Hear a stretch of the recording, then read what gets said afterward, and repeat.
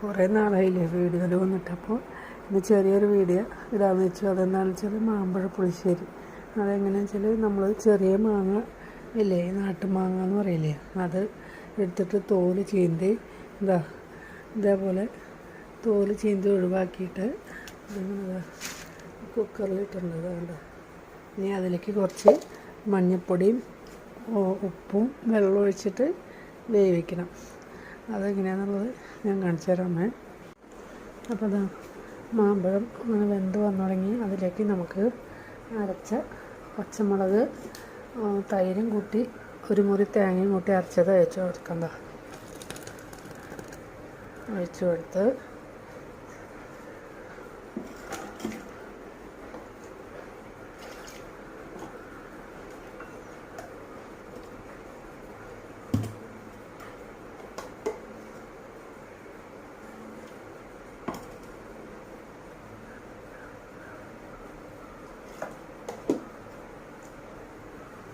ചുരുണ്ട് വെച്ച് കൊടുത്തിട്ട് നമുക്ക്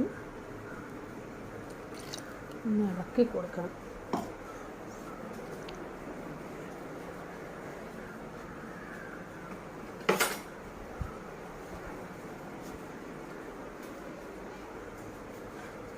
അതൊന്ന് ഇളക്കി കൊടുക്കാം.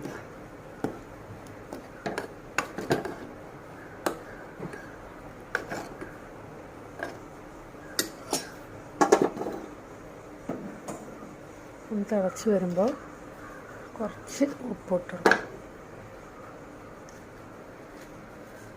എൻ്റെ അടുക്കള ചെറിയൊരു അടുക്കളയാണ്, ഫുള്ള് കാണിക്കാത്തത് സൗകര്യക്കുറവുണ്ട്, അതുകൊണ്ടാണ്. പിന്നെ ഫോണും ചെറിയൊരു കംപ്ലൈൻ്റ് ഉണ്ട്, അതുകൊണ്ടാണ്.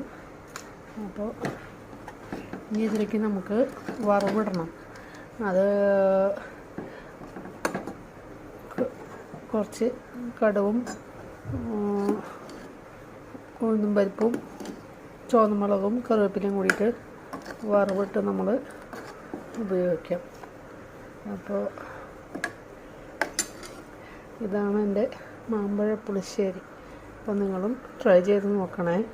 അപ്പോൾ ഈ വീഡിയോ ഇഷ്ടപ്പെട്ടെങ്കിൽ എല്ലാവരും എനിക്ക് ലൈക്ക് ചെയ്യണം, ഷെയർ ചെയ്യണം, സബ്സ്ക്രൈബ് ചെയ്യണം.